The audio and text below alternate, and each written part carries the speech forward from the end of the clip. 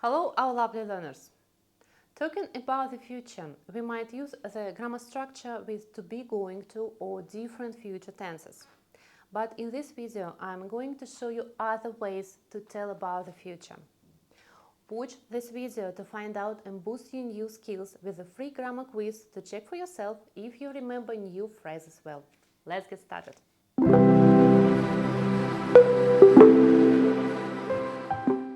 So, we start today with a group of similar meanings.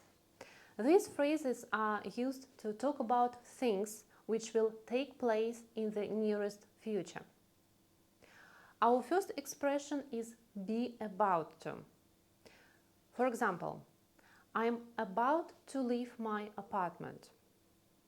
He is about to book a table at the restaurant. Also, to emphasize what we are planning to do, we might put the word just. I'm just about to leave my apartment. Another expression which is similar to be about to is to be on the point of. For example, he was on the point of giving up on his music dreams. She was on the point of tears at her promotion news.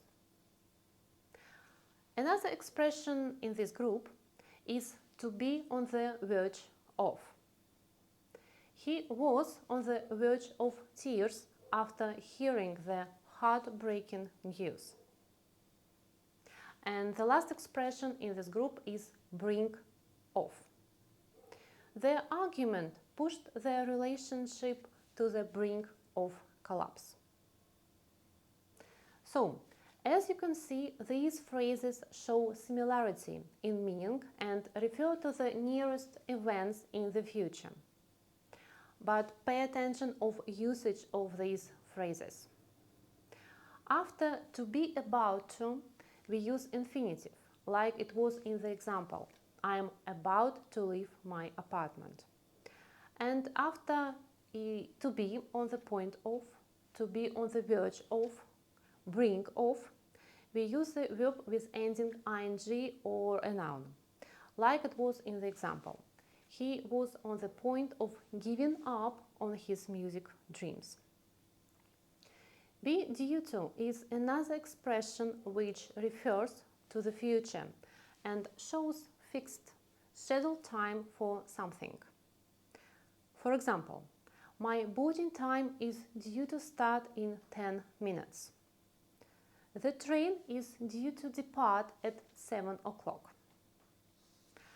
Another expression, be to, means something is expected or required to happen in the future, often indicating an obligation or plan.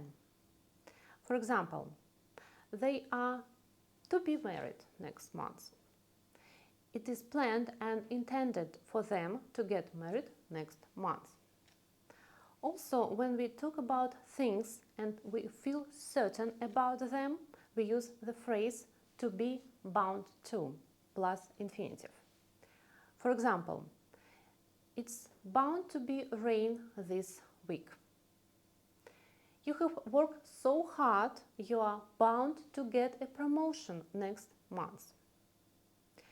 In the example to be bound to, we are sure that something will happen, whereas the expressions to be likely or to be unlikely are used to show possibility of the future. He is unlikely to pass his exam if he doesn't study hard, or he is likely to pass his exam if he studies hard.